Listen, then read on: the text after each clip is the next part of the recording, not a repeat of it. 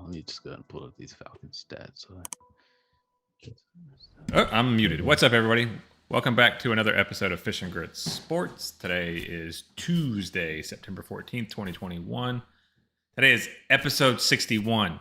Nice. We're going to do a little bit of a format change here, but first, before we get to that, Marco, Micah, how are y'all doing today, gentlemen? Getting cool. Marco's doing the bankhead bounce or something?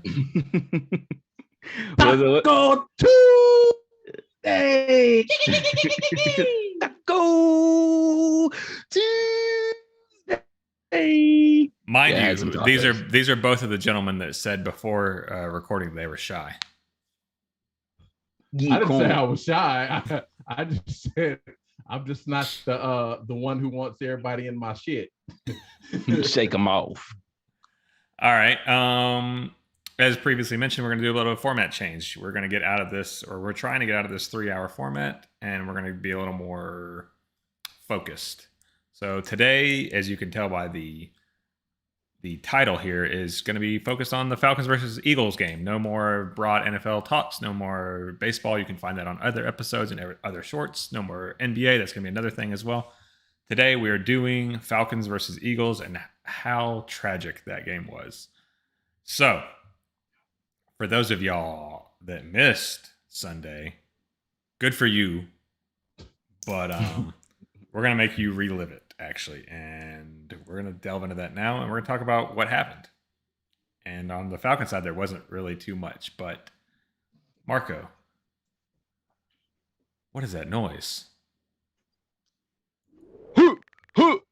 Blue 32! Blue 32! False start. Holding. Sack. Yeah, no, hold on. We didn't even get any holding calls. We didn't get no holding calls. It was bad. I know, right? We would have been lucky for a holding call. I would have taken holding over what. Damn, grab a jersey or something. Procedural error. Like, bro, do a leg try. I don't care. We'll get into exactly what we're talking about here in a second. But like we mentioned before, the Falcons and the Eagles played, and the Falcons showed up kind of for a quarter. They showed up for a quarter, and they wound up losing 32-6. If you've watched our previous episode, you'll know that we talked about some of the keys of the game, and the biggest key was winning the trenches, especially against a team like the Eagles, who are built inside out. They want to win the offensive line battle and the defensive line battle on both sides of the ball. And they did it. They kicked our ass in the trenches all game long. Once they figured out that where the weakness on our offensive line was, they went after it, and they went after it hard. But for the game, I think their offensive line averaged a 75.5 protection grade. That's their average across the board. So you had some a little bit lower and some quite a bit higher. While our star of the game, Jalen Mayfield, got a 28.8 pass protection grade. The whole grade. He got a 1.8? 1.4. 1.4. Out of 100, 1.4. Like hell, some tests you sign your name and you get more than you get more than 1 point. This dude got a whopping 1.4 pass protection grade. That's out of 100? Yes, out of 100, out of a possible 100. This is the same guy who tweeted before the draft, if you don't want your quarterback to get hit, draft me. Meanwhile, Matt was looking like a dead body on the field after the entire fourth quarter, yeah. Yeah. God. They even made meme out of it. You want to see where he's standing over? You want to see a dead body? Jalen Mayfield standing over him. It's like, damn, help your quarterback up. Oh, man. Like, I've never seen a single player just be so inept and stay in the game the whole time and just literally cost us in so many ways. So many ways. Like, we had mentioned it actually in our chat when it was going on, like there's got to be a change there, or something's got to happen at left guard, especially with the schedule that we're about to face here. And we'll get into that here in a little bit, but it's a state of emergency at left guard for us. We've got to do something. We've got to protect Matt Ryan. You can't have another season of Matt having happy feet and not being able to, sit in the pocket for more than one and a half seconds. Yeah, 1.5, 2 seconds at max. Like, granted, pass rush gets there fast in the NFL, but you cannot be giving up that type of pressure up the gut with an immobile quarterback like Matt Ryan. It just can't happen. I mean, like, how slow is he though? He doesn't even like it. Doesn't it's not? It's like he doesn't even react to when the ball snaps. Yeah, you're talking about Mayfield. Yeah. It's just his technique. Like, his hands aren't in the right place. He gets over his shoulders are over his knees, so he's off balance, or he's often in a position to where his feet are outside of his frame. And Micah can tell you that's just not a recipe that you can win with as an offensive lineman. He's more likely to fall down on his own than actual contact from a defensive lineman. But like you said, his feet are 100% to do with that. Bro, I mean, I've never seen, and Javon Hargrave is he's a decent tackle, but he's not known to be an elite pass rusher. The fact that Hargrave was just pitched a tent in our backfield, essentially, he looked like Aaron Donald again. Jalen Mayfield made him look like Aaron Donald, and it wasn't like he was doing a lot of setup moves, setting him up to the outside and spinning back in, or nice swim. It was just bull rush, run you over, shed you. I'm in your quarterback's lap, and it's just like, bro, this dude is. I mean, you literally could have put anybody as with a 1.4 pass block grade. You could have literally put anybody in there and gotten a similar result. Like, hey, fan from the stands, get here and stand in front of this guy, and you could have gotten a 1.4 out of that guy. So it was just like, bro, it's just ridiculous. Yeah, I mean. And the thing is, like, you're so late in the football process now that your options are limited. Honestly, you don't have a lot of answers there that are just readily available to you, and that's the scary part about it. Is, we drafted Jalen Mayfield as a raw offensive lineman. He was a tackle, but everyone thought that he would transition well into that guard spot because he is such a good run blocker, which is what you want your run. Your guards typically to be, but they have to be solid enough in pass protection against these tackles that you just don't get your quarterback killed. And when that happens, I mean, it's like, those are unwinnable games if you're giving up immediate pressure up the gut all game.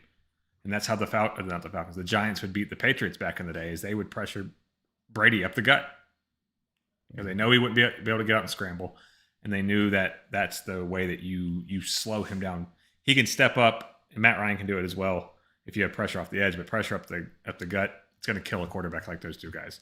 So let's talk about options here, guys. We have really four avenues that we can address this problem with. That's someone on the roster currently. We can trade for someone. You can sign a free agent, which the options aren't that great anymore, because, like we mentioned, this is the first week of the preseason, or we just stick it out with Jalen Mayfield and just hope he gets better. I want to hear the avenue in which you would take, Micah, to address this issue at left guard. There aren't, like you did say that, we are into the season. There are some options that we could take to potentially try to deal with this situation. There are some, I'm looking at it right now, and there are some decent guards in the free agency that we could probably sign up, but the problem is you gotta learn, they gotta learn the offense. But to be perfectly honest with you, at this point, I'd much rather have somebody, just anybody. It doesn't even matter who, just to throw a body in there, and because you can't be worse. You can't get worse than what Jalen Mayfield did in that game. I mean, you can legitimately, I'd bring Jamon Brown, as bad as Jamon Brown was, he wasn't that bad. And No. Carpenter had his problems, but Carpenter wasn't close to that bad.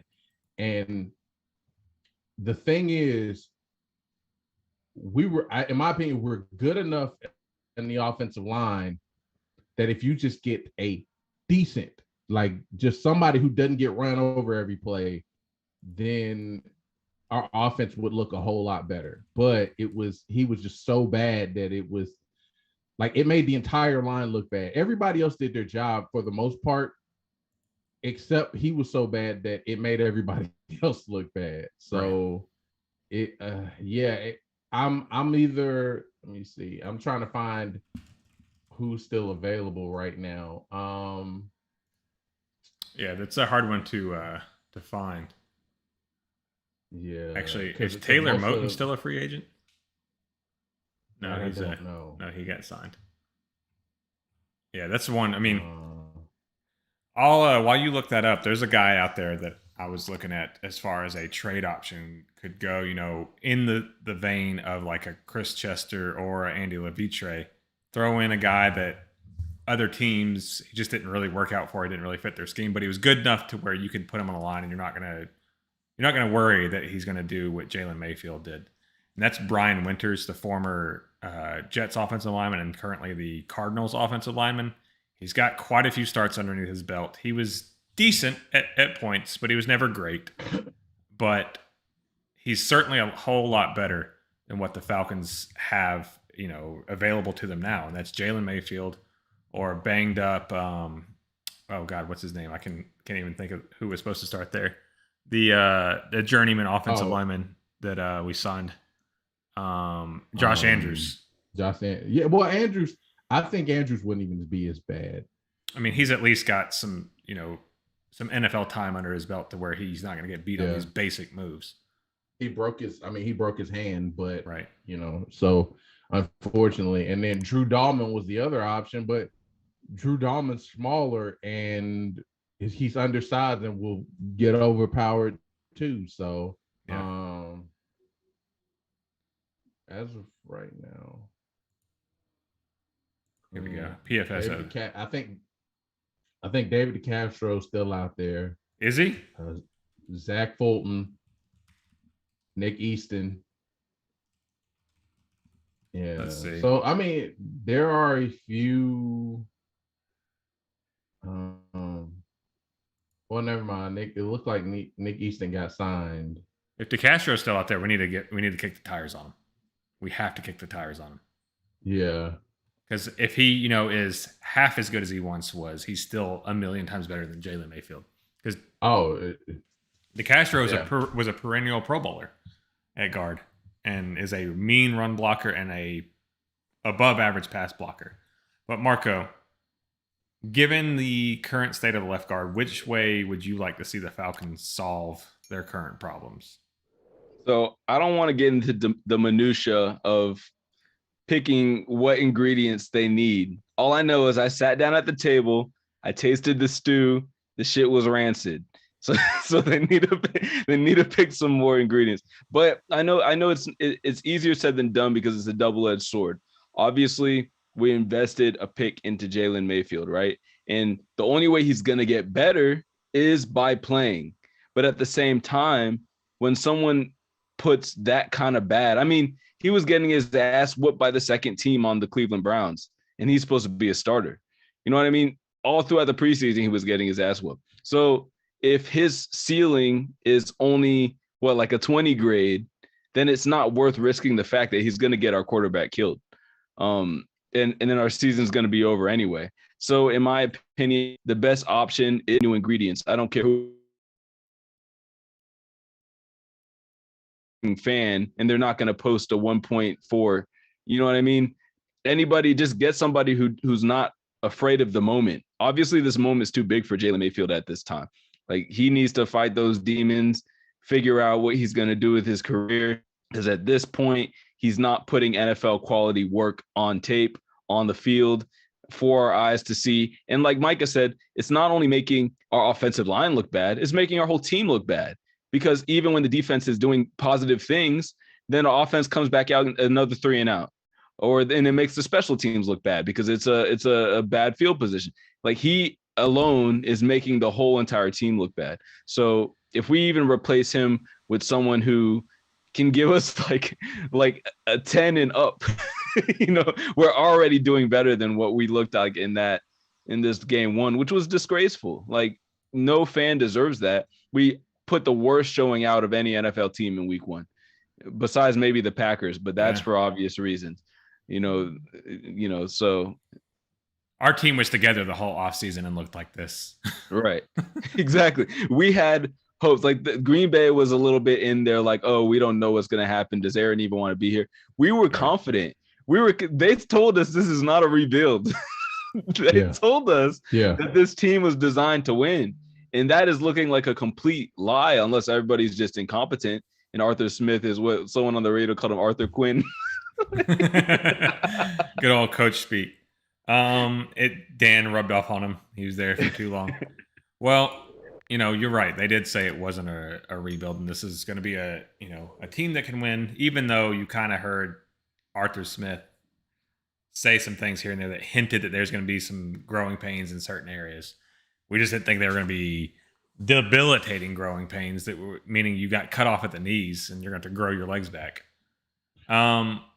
So when the interior offensive line wasn't losing the physical battle up front, they were also losing the mental battle when they were amassed 12 penalties for 99 yards in that game. And, several times, even when we were in the red zone, which I'm sure Mike is going to want to talk about here in a little bit, his favorite Matt Ryan trait, which is his clutchness in the red zone. But there were several times we got into the red zone, and it was like, false start. And it's like, come on, man. You can't get down there and have a 1st and goal, and then you're snapping it from the 17. That just can't be a thing. We spoke about this as being a point of emphasis last week, and we obviously failed that test miserably, absolutely miserably. The offensive line did not do their job. They got absolutely destroyed. They lost just pretty much across the board all game, but especially on the interior where we were the weakest. And it just really handicapped us for the whole game. And what that happened, what that did to us was it limited our offensive play calling abilities. And we'll get into that here in a second. But after the first quarter, let's rewind a bit before I get ahead of myself. In the first quarter, you saw a promising offensive Falcons game plan. We were running the ball well. We were passing it pretty effectively. And we were able to get, catch the Eagles off guard because they just didn't know what to expect from us. They didn't know what was coming. But then they realized, they can't protect up the middle. So we don't really have to worry about them running the ball if we just blow up this one spot and bring the safeties down. And they're not going to have time to really pass the ball because Matt Ryan doesn't have any time to protect in the middle. So what it did is it took the vertical game out of our offense altogether and forced us to dink and dunk all game, which is not a method that you're going to beat a team like the Eagles. So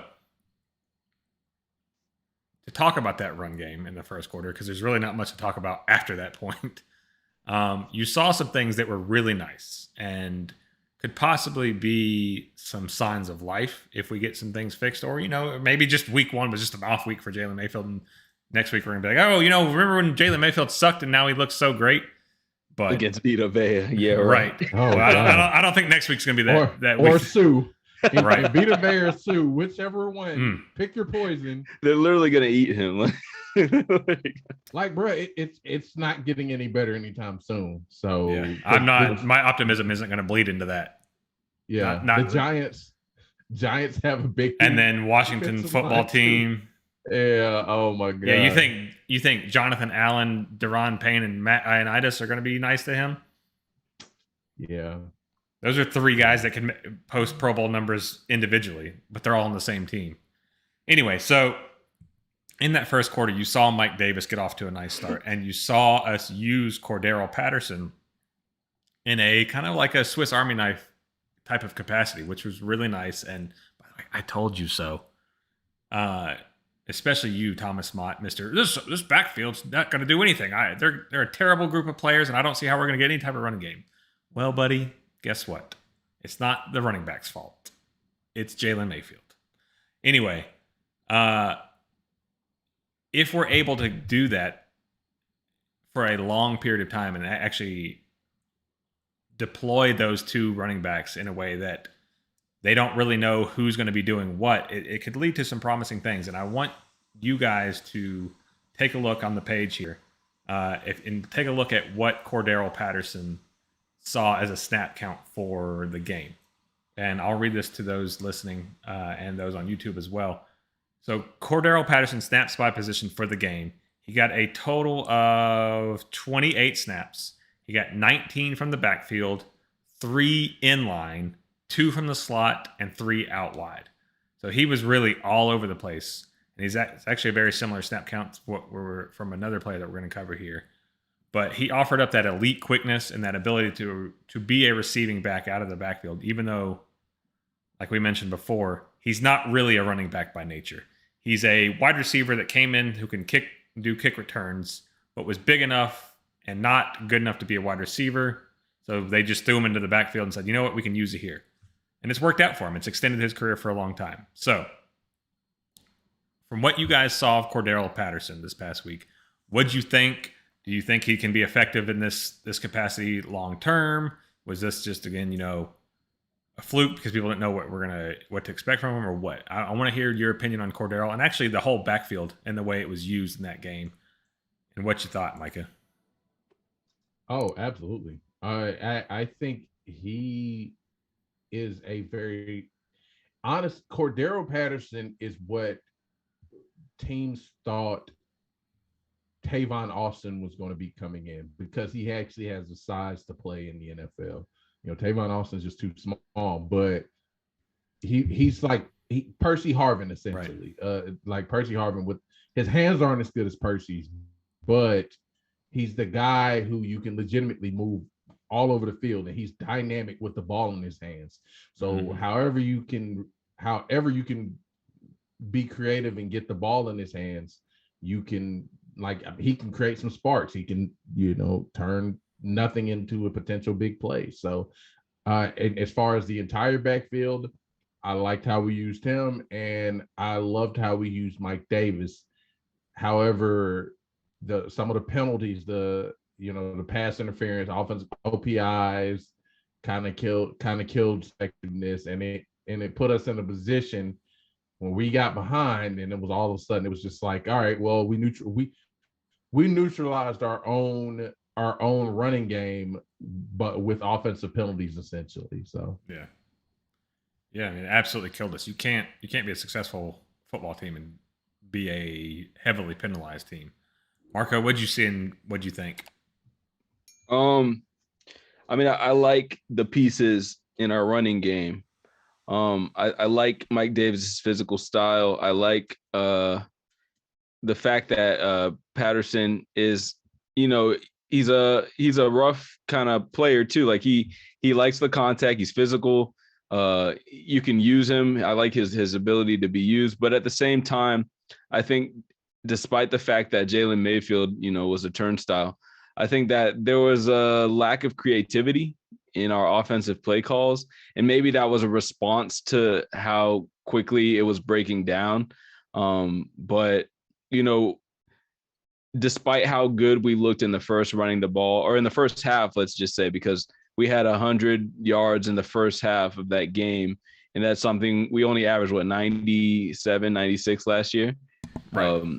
For whole games, right? So obviously it's positive when you can produce like that, but at the same time, I think what we saw in the second half was a lot of questionable running situations where, like I said, maybe it's a response to what's going on. But to me, it almost looked like a conceding. It reminded me of college, like where you're in a 3rd and long situation. Oh, and you just run the ball because you're not going to get that. Like, this is the NFL. 3rd and long, you don't want to get Matt killed. Right. What happened. I understand that too, but at the same time, it's like, we're playing to win. And it's not a good sign when you're doing things like that. You know what I mean? So it does, to me, it shows a bit of a lack of creativity, just in the fact of how we use the run when it wasn't working. We were still going to it in ways that were very straightforward. But in terms, I like those two guys. I like Mike Davis and Cordell Patterson. I like them as a tandem. I think they're underrated in the fact that they're both physical and they're both dynamic. You know what I mean? So I'm positive about that. I expected it was going to be, just from what we were able to see in game one. Yeah. And Mike Shifty. And Keith Smith. Also, Keith Smith, they threw him in. Keith Smith was thrown to more times than I've ever seen. Man, when he had those 2 catches in a row, I was like, is that as many as he had last year? Hey, man, that's Chipotle. He's like, man, I told you Chipotle got me in the best shape of my life. He's going to be like Jared for Chipotle. Yeah. The cool thing with Cordero is he can be deployed in a way that can make it really hard for defensive coordinators to adjust to. When we send that unit in off the sideline, they're going to see 1 running back, 2 tight ends, 1 wide receiver, or 2 wide receivers, and go, okay, cool. We'll send out our base 3-4, or maybe our nickel package if we need to, and to defend that. And then the next thing you know, after a couple of motions, we're 4 or 5 wide, and we've got 2 wide receivers matched up against linebackers or safeties. And in the NFL, if you got a safety or a linebacker on a wide receiver, or even an elite tight end like that, that's a win for your offense. You just got to be able to protect. So speaking of tight ends, Kyle Pitts made his NFL debut this past week, and it was mediocre for what happened. A lot of it wasn't his fault. He had some good plays that were called back on penalties, and he just didn't have time to really do much other than run 5-yard ins, 5-yard outs, and things like that. Because like we mentioned before, Matt didn't have the time to throw it deeper than 10 yards. So you didn't really get to see what could make Kyle Pitts special, but you did see some flashes with his ability to catch the ball and get going, and catch the ball in traffic quite well. So he actually ended the game with the most targets on the team with 7, but wound up with 4 catches for 31 yards, which is just okay, But again, first week, lots of problems on the offensive line. We should expect more from him, and I can almost promise that you're going to see him more involved this next week, even though it's a very, very tough matchup. You probably won't see, like a 150-yard game from him, but you'll see Arthur Smith make a point to get him involved this week. And his running mate, which we had talked about going into the season, Hayden Hurst, was out there a lot with him. So you saw a lot of 2 wide receiver sets from the Falcons, but in all actuality, like I just mentioned, it was like 3 wide receiver, or even sometimes 4 with Cordero out there. And it was just a really fun thing to watch because you could see the possibilities there. It's just we got a lot of things to clean up. So with those 2 guys, the tight end sets and those mixed packages that we saw, the broadcasters mentioned a lot. What did you guys see that stood out to you? What do you want to see that needs to be changed, or are you happy with what it was? Marco, I want to hear your take on this first. I was sort of disappointed, just in the fact, like once again, I gotta harken back to this creativity thing. I think that we needed to see a lot more, screens, a lot more bootlegs, like getting Matt to, what I mean? Because in situations where he obviously doesn't have time, don't keep dropping him back. Like you gotta do something else. Like, you know what I mean? Hugh was talking about it today. Like, when he first got to Philadelphia, he said his offensive line sucked, but Andy Reid would run screens to each sideline. He'd run screens all game until the defense to adjust, but we were just pretty much teeing Matt up. If we weren't just running it straight down their throat and getting stopped, we were just teeing him up to get killed, to get destroyed. Players as dynamic as Hayden Hurst and Kyle Pitts, I think that there needs to be more creativity in using those options to alleviate some of that pressure and do quick things, not just check downs. Like, because it all looked like, okay, Matt Ryan obviously doesn't want to throw it here, but nothing's open because we don't have a lot of speed in our receiver positions. So nothing's open, so he's just checking down for nothing. But you should already know that we don't have speed, and you should already draw up things to use what we do have. That's just what I sort of thought about it. Micah, what'd you see? Yeah, I didn't.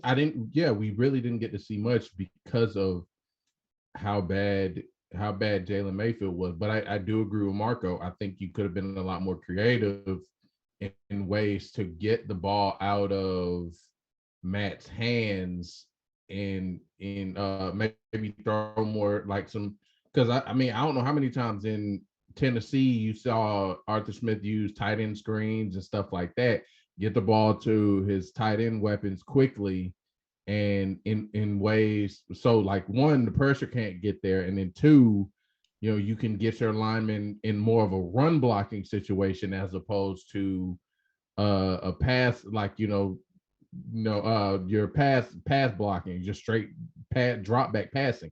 And part of the thing is like with them, I know it wasn't their fault either. As tight ends, you're kind of screwed because you can't really, as tight ends, you can help a tackle with the end, but you can't help a guard. You can't chip a D tackle.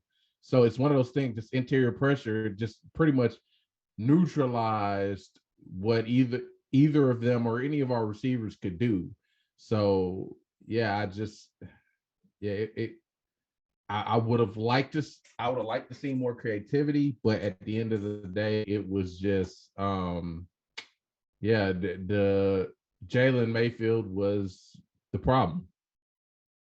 Yeah, I mean, I hear y'all, and I do. From what you could see on the broadcast, it did appear that way. When I did go back and watch some of the All-22 film, there were several deep routes that were being developed in those route trees. It's just Matt didn't have the time to get to them, and he was forced to check down constantly. I mean, for the game, I actually have the stat here. Matt Ryan had his 4th lowest average depth of target in a regular season game ever in that game. And, a lot of people just reading just the stats were like, oh, Matt's getting old. Matt's, weak arm, noodle arm Matt. And, we know he has problems with the deep ball. His arm's not as strong as some of the others.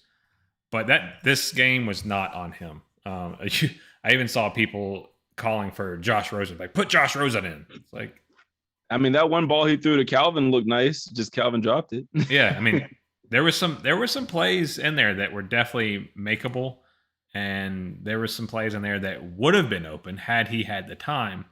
It's just protection-wise, it wasn't there. He did not have the time to have a 3 or 4 second developing route. So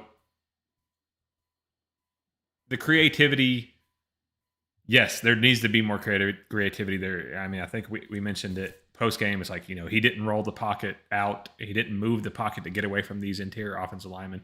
We did not do enough to wear out these big nose tackles and D tackles that they have on the Eagles. But also, Brandon Graham and Barnett were winning at the edge a lot too. So Arthur Smith's hands were a little tied in this game with protection. But,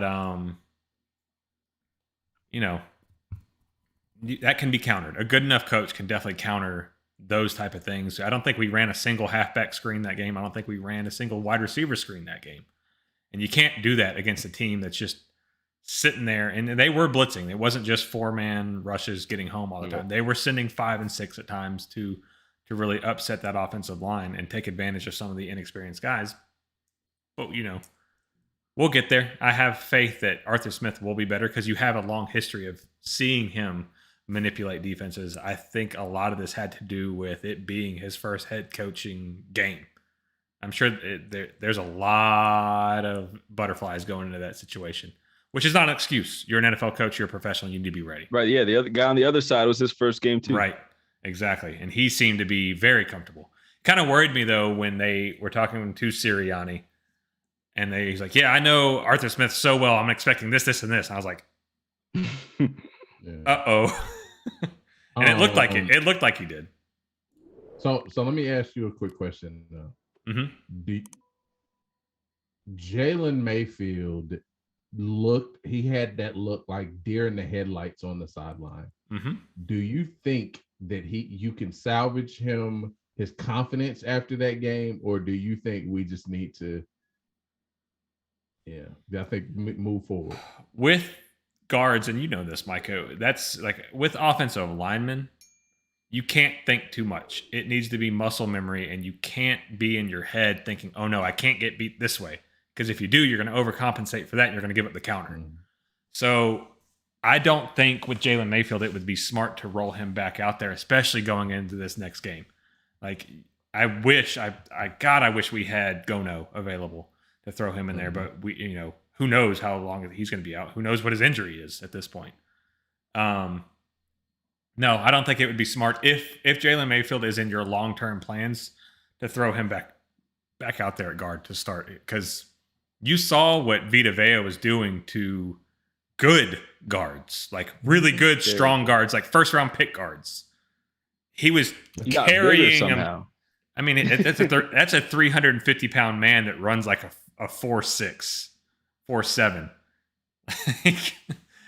That's not, and he's not 350 pounds sloppily. He's a big, strong Samoan man. And he was like, you know what? He looked like a tidal wave coming through the line. It literally looked like he was just carrying offensive linemen away. And the crazy thing is, he's a nose tackle. Yeah. Like, they got him to be a run stopper. When he was at Washington, he got sacks because, he went against inferior guards and centers that he could just bully. But he wasn't drafted to be a pass rusher. He could give you pass rush ability, but he's not a pass rusher. He's not Aaron Donald. But if he continues to develop like this, he certainly could be. Before we move on to the next part, which is Matt Ryan, Ridley actually accounted for 5 catches and 51 yards. That right there is 100% on creativity, because there is no way you leave a game where you are down that much and Ridley doesn't have 10 to 15 catches. You should be feeding that man endlessly, finding ways to feed him.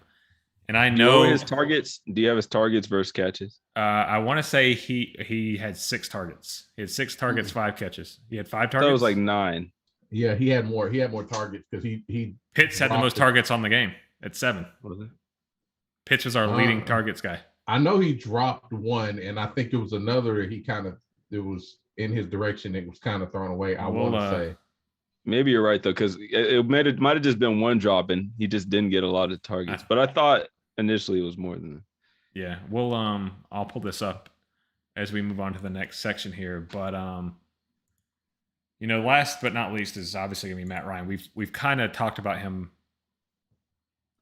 by way of talking about the other people, but not his best game for sure. Not his best game at all. I think they said it was his 14th worst game ever. Yeah, and I mean, granted, there was a lot of times that there was pressure in his lap, but as we all know, sometimes Matt can kind of get that clock in his head gets a little faster than it should be.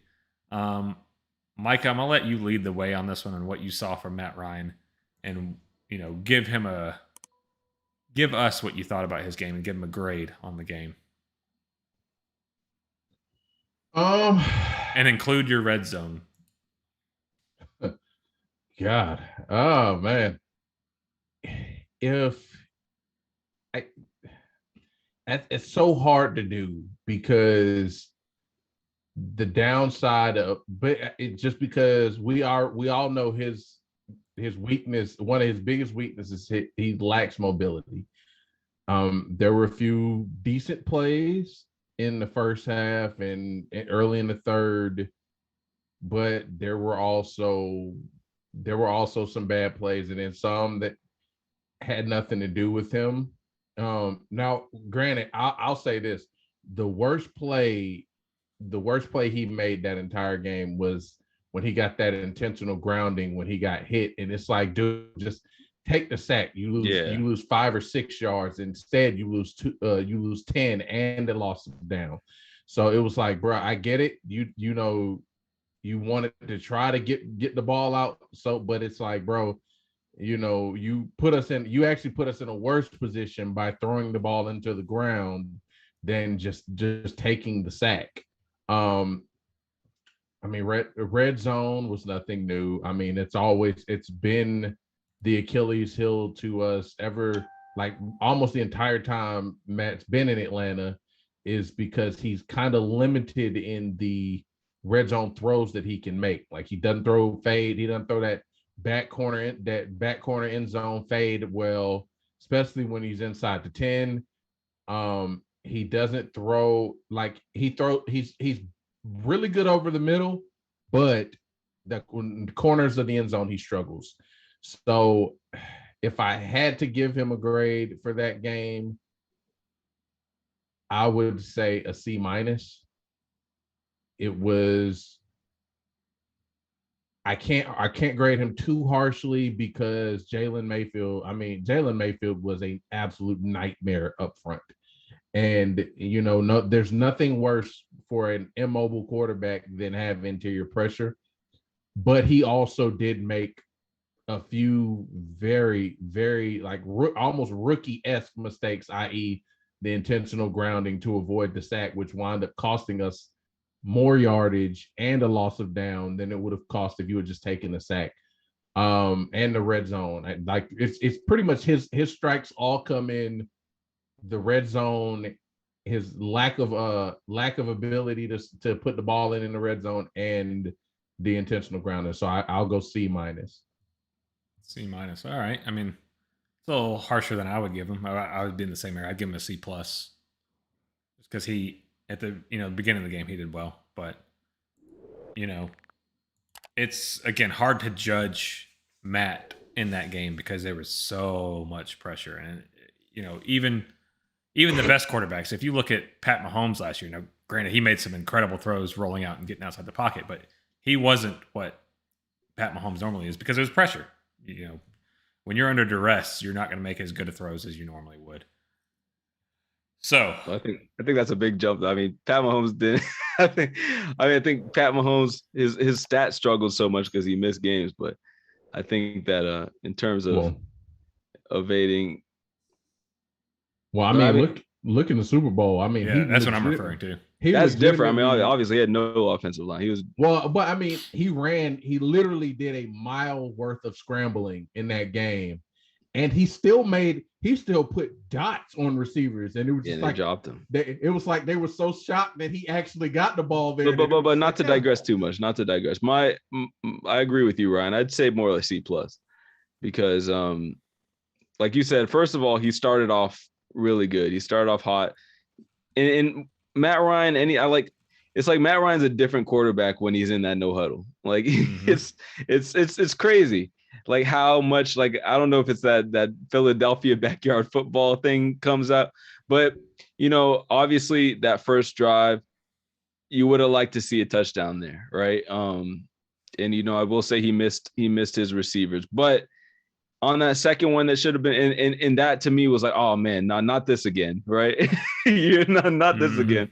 But then the next one, we shot ourselves in the foot 2 times in a row, and I think that's when then Matt Ryan starts internalizing the fact that his guard is so bad. And I think what we saw for the rest of the game is Matt Ryan is a good to great player, and I think when he's in that situation, he starts feeling like he needs to do more than he's capable of doing.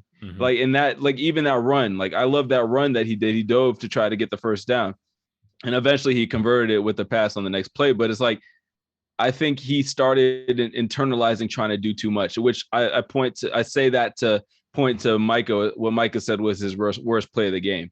Like, yeah, he should have taken that sack, but he's trying so hard to elevate this team because he knows he's the best player on this team right now. He knows that when we struggle, everybody's going to look at him. So he's so hard against all odds. That's what that looked like to me. Like that thing, but yeah, he definitely should have taken that sack. And I just felt so bad for him in that third and fourth quarter. Oh my, especially that, I think it was a stretch in the fourth. Two or three sacks in a row. That last sack, oh my God. I was like, is he done? Yeah, I thought he broke his collarbone. Done? that was one of the hardest hits I've seen. Like, and he just gets up, shakes it off. Like, I mean, I love Matt, man. I feel bad for him. Like, to the point where it's like, I wish he was in a situation. Maybe we should have, like, admitted a rebuild and sent him somewhere else so he can actually do something positive with the rest of his career. But yeah, I give him a C+. Can't do it though. Can't do it. Won't do it. I don't buy that stuff about, we couldn't move him because of the money, man. A lot of people. No, we legit, because it's like a 60-something million. I don't care, man. Dead cap. People. Carson Wentz got moved. But this is one of the worst quarterback contracts in NFL history because of how we just continuously pushed it to the right. Still, we pushed it back, so it's you can't move them, so you're stuck with them. It's part of the reason we're in such a shitty situation at left guard is. Well, let's not digress. Forget I said that. We're digressing. But yeah, I mean, you can't move them. Just to dead that really quick. So that leads us to our preview, and that's the game coming up this week against the defending Super Bowl champions and a team that we saw come out clicking on all cylinders against the Cowboys, which looked like a NFC Championship game preview. And that's the Tampa Bay Buccaneers. Now, I know, Micah, I know you don't think so, but those are two very talented teams. And when they are fully healthy, that's going to be two hard teams to beat. I refuse to believe that the Cowboys will be anywhere near the NFC Championship game this year. Hell, even the playoffs. Dan Quinn's defense will not go that far. Because I swear to God, if he makes the playoffs with that same old ass defensive scheme that he had here and we were unsuccessful, oh my God, I would be livid. Absolutely livid. He's got a lot more talent there than he had here. Does he though? Yeah, I mean, he's got quite a few talented players. He took a lot of our talent. I mean, he took KZ and Keanu. That was it. He took two of the better players of the secondary and said, all right, we'll work with you guys. So we mentioned it before. Tampa Bay is a very, very physical, very aggressive, very strong defensive front. They led the league. I think they were either first or second in sacks last year. And they've got the number one run defense that brought back the majority of its starters, actually all of its starters, and now have a Vita Vea that looks like he's even better than what he was before, because he got injured down the stretch last year, and they had to throw in McClendon from the Jets, and he's a good nose tackle, but he's more of your traditional guy, whereas Vita Vea is an absolute monster. So let's preview this matchup, guys, like we did last week, and let's talk about the areas that we need to win, the areas that we think we have an advantage in, and what we think the outcome of this game will be. So let's start with you, Marco. What areas do we absolutely need to win against the Tampa Bay Buccaneers? Actually, before we do that, I want to show something that's going to, that Micah really loved here. So let me go and bring this up for you guys. And let's go with this. And we'll bring up this guy right here for you. Let's make this full screen. Let's take a look at Tom Brady and this little video that he put out this last week, talking about the win they just had. And I want you guys to notice what's over his right shoulder, what time it is on the screen over his right shoulder here. For the record, Bucks were fourth in sacks last year. Why are we not getting any sound here? I can't see what you're showing. Yeah, you're not. So here's, as you look, it's just him talking about good win, good start to the season. And it shows some highlights from the game. And I'm going to go back and I'm going to freeze it right. Let's see. Right about there. For those of y'all that can't see over his right shoulder, the time that he chose to record this video was 3:28 p.m. And for those of y'all that know anything about Tom Brady, there is nothing he does that is not unintentional. So as he was talking about his win last week against the Cowboys, showing the highlights, he intentionally dips his right shoulder just a little bit to show the time on that computer screen that says 3:28, and continues to troll the Falcons once what again. Is that? Lady Gaga's birthday? What 3:28 is definitely Lady Gaga's birthday. That's what we'll call that. Mm-hmm. But yeah, so here we are, heading into a matchup with a guy who loves trolling us, who is 8-0 against us all time, and is on the defending Super Bowl champions that is absolutely loaded on both sides of the ball. Marco, what areas do we have to win in this game to even stand a chance? All right, I got 2 for you. So first of all, in watching that first game, obviously their run defense had Zeke looking washed. that was quite clear. But I do think there is some room for success against their secondary. First of all, they lost their starting cornerback. I believe slot guy, their slot, Sean Murphy Bunting, who was outstanding last year. A gruesome arm injury. Yeah.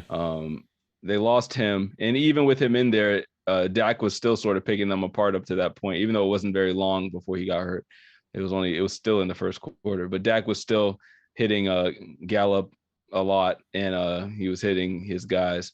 So I think that's something we should be able to exploit. We should be able to see if we do have any. We should be able to get a true reading on what our wide receiver / tight end core can really do in this game. And then secondly, I think that, Jalen Hurts might not be an elite quarterback by any means. He's not even like a top 15 quarterback or top 20 quarterback for that matter. But mobility wise, he's probably top 7, top 5. And I think that a lot of the things that we were doing defensively to create pressure looked good, but we weren't doing basic things like just holding our gaps and that. But I think if we do some of those similar things against Tom Brady, we should be a lot more. It should be a lot more rewarding in terms of the statistics and our sack numbers and pressures and things like that, because Jalen was so easily averting our pass rush that it just made it look bad. It just made it look bad because he was just scooting over and doing whatever the hell he wanted to do, like he was out there by himself. And Tom Brady obviously can't do that. Yeah. So it's going to put pressure on our secondary, but at the same time, I think a lot of those the creativity that we did see in our defensive front we'll see what it is actually worth in this game. Yeah, I like some of your points. Micah, what's your view on this? I definitely agree with Marco. I think some of the things that we've done defensively will work better against Tampa than they did against Philly, because what's his name? I'm drawing a blank. Our D tackle. Grady Jarrett? Yeah, Grady. Grady got penetration. Grady got in the backfield several times. There were 3 or 4 times where he hit Jalen Hurts in the backfield, and Jalen was just like, off me, roll out, throw the ball. Brady, Grady loves the sack. Brady. Yeah. Brady is not going to step out of sacks like that. So if we can, be creative on defense. Honestly, that was the thing. I didn't think the defense looked terrible at last week. I think Jalen extended plays when he needed to, and it made it look. That's the reason why they were able to move the ball, because he was just we had no answer for him. Excuse me.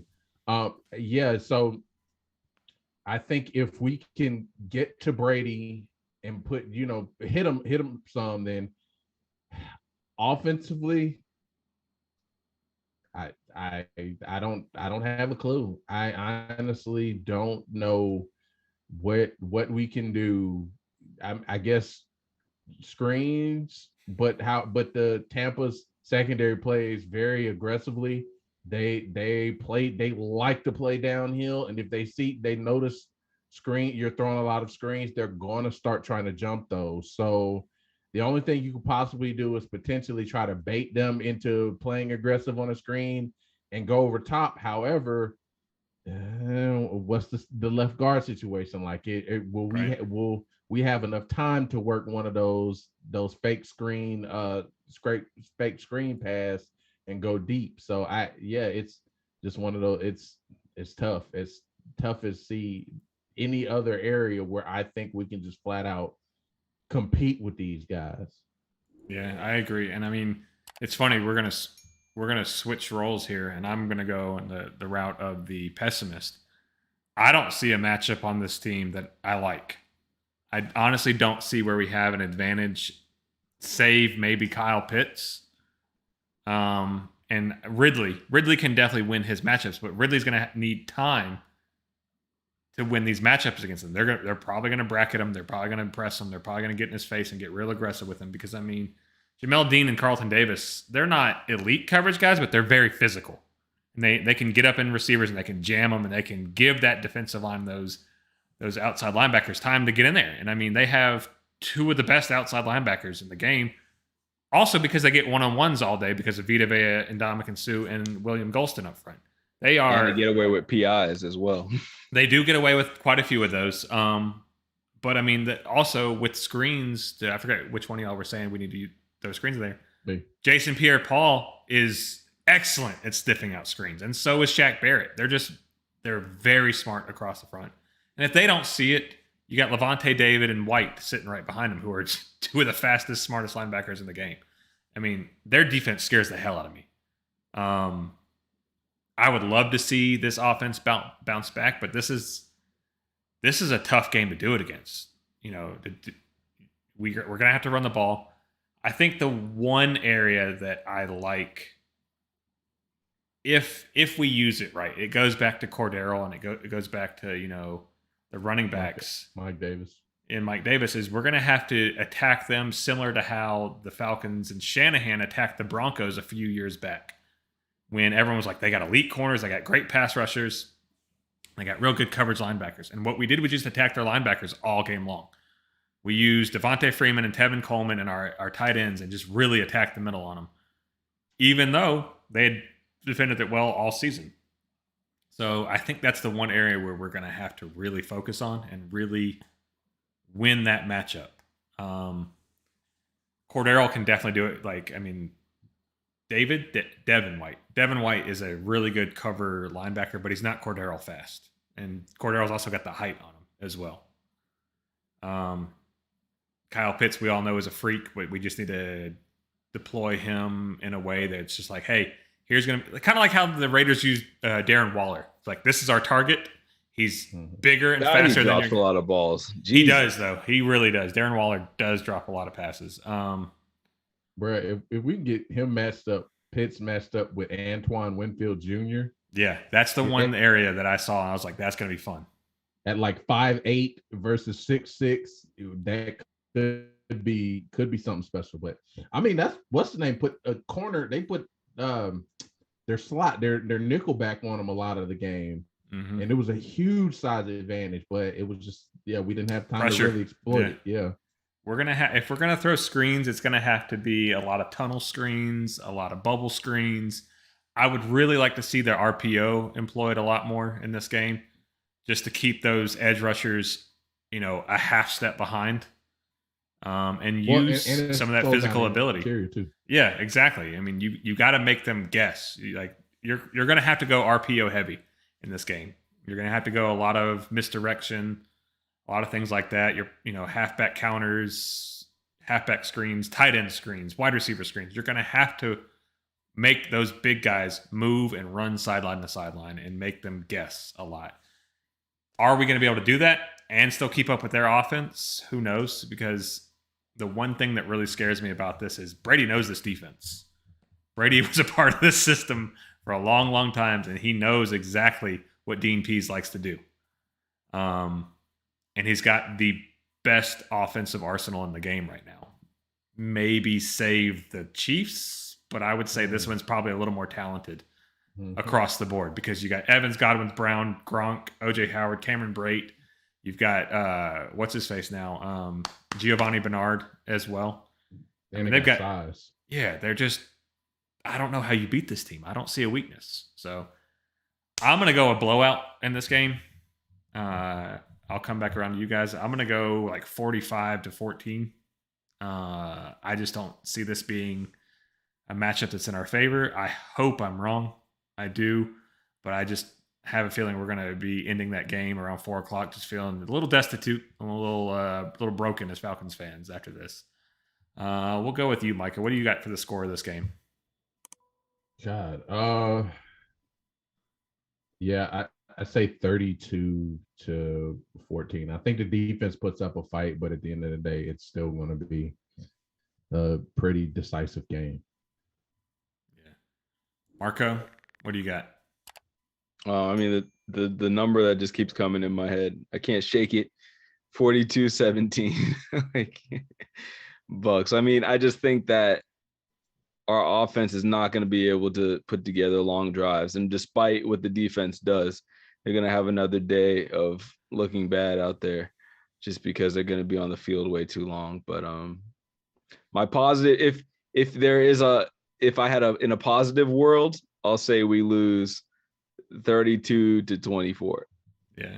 I mean, it's a division game, so it could definitely go, it could be a battle, but it's just, they're so good.